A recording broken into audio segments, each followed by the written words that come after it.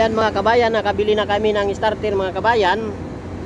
Alam nyo, kung magtanggal tayo ng starter mga kabayan, ayan, tatanggalin natin muna yung battery bago natin babaklasin tong starter.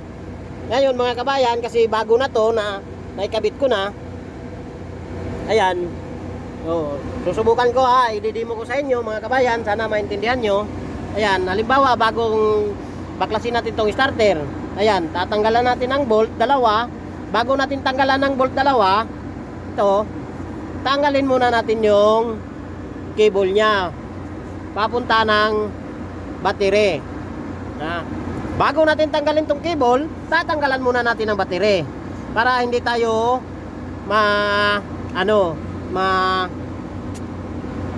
aksidente o masagi natin yung ground nya.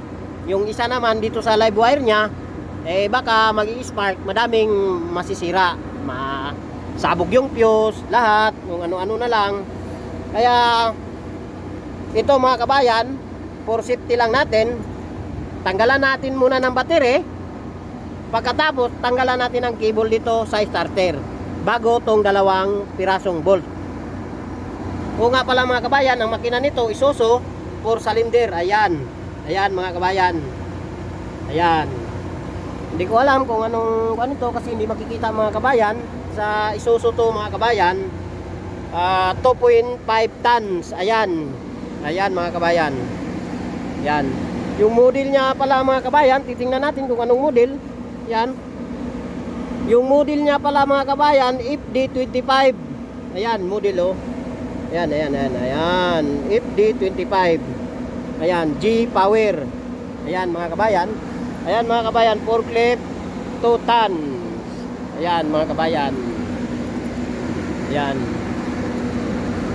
O nga pala mga kabayan, 4 cylinder to mga kabayan.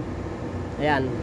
Kasi ito 1, 2, 3, 4. Ayan, 4 cylinder mga kabayan. Ayan. Yung injection pump niya mga kabayan, yan ay rotary mga kabayan. Yung rotary dito nakalagay sa puwit. Yan. Ayan mga kabayan, nakikita nyo mga kabayan? Ayan. Yan. Ito nga pala mga kabayan, ito yung control, hand control niya sa boom niya. Ito yung control valve niya mga kabayan sa forklift. Ayan. Ito mga kabayan, ito ay swing niya. Ito ay pag ganon, pataas. Ayan, pa 45 mo ba o pa ganon mo ba, ganyan. Ito naman ay pataas, pababa. Ito, kaya tatlo to mga kabayan. Ayan, nakita nyo yung arrow niya mga kabayan. Ayan. Ito mga kabayan, automatic to mga kabayan. Ayan, dalawa lang oh. Ayan mga kabayan. Ayan. Ito ang 3 tons na 2.5 na forklift mga kabayan. Ayan. Tingnan mo mga kabayan ha.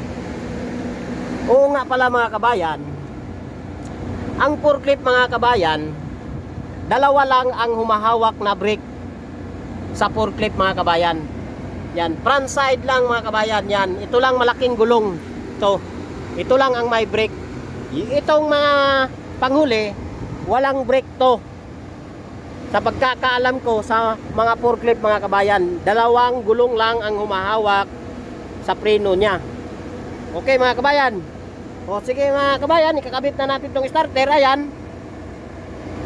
Sana wag niyong kalimutan mga kabayan, mag-like sa aking YouTube at mag-subscribe at i-share para marami pang makakita at matuto sa aking mga video na i-upload mga kabayan. Huwag niyo kalimutan mga kabayan na palaging magsuporta sa aking YouTube mga kabayan para marami kayong matutunan na ibang-ibang gawain.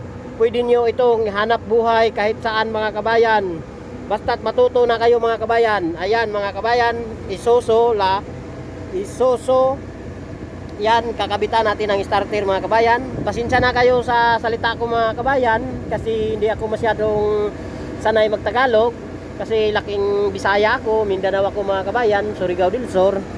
Pero sisikapin ko mga kabayan na medyo makakaintindi kayo kahit halo-halo yung salita ko.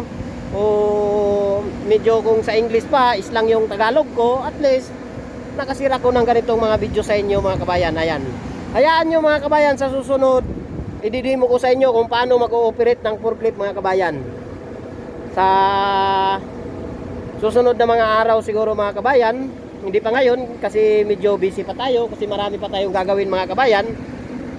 Okay mga kabayan, sana huwag niyong kalimutan mga kabayan, palagi nakasubscribe sa aking YouTube mga kabayan, at pindutin yung all na notification bell para marami kayong mga bidyong makikita o updated kayo sa aking mga bidyong ipopost mga kabayan sa YouTube mga kabayan. Huwag niyong kalimutan mga kabayan, Lois TV. Ayan mga kabayan yung channel ko mga kabayan, Lois TV. Wag nyo nang isali yung Omnica mga kabayan, kasi yun ang apelyido ko mga kabayan. Lois TV na lang ang hanapin nyo sa YouTube mga kabayan. Ayan mga kabayan, maraming salamat sa inyo mga kabayan. Ingat kayo, at sana palagi kayong magdadasal sa Panginoon na mawala na tong pandemic natin, para makauwi naman tayo sa Pilipinas mga kabayan, kasi namimiss na natin yung pamilya natin. Maraming salamat sa inyo mga kabayan. God bless you all mga kabayan. Ayan mga kabayan, kaya pala hindi nag-i-start mga kabayan, kasi yung bagong starter hindi pareho yung nabili. Ayan, tingnan nyo ha, ito malalim. Yan, ito malalim to, tingnan nyo. Ito mababa lang ito, kaya hindi nag-i-start mga kabayan. Pareho lang yung hitsura nya. Kung ating susukatin mga kabayan, ayan, yan o, malalim siya. Ito konti lang o, kita nyo, dito lang siya o. Ayan, liit lang mga kabayan ito, para ito 1/2. Ito oh, kunti lang oh, tingnan nyo yung kamay ko oh, kunti lang mga kabayan oh. Yan oh, mahaba to ganon. Ito maiksi, kaya hindi umi-start siya, yung starter niya gumagana, kaso ito hindi makaabot doon sa ilalim, kaya hindi siya nag-i-start. Okay mga kabayan,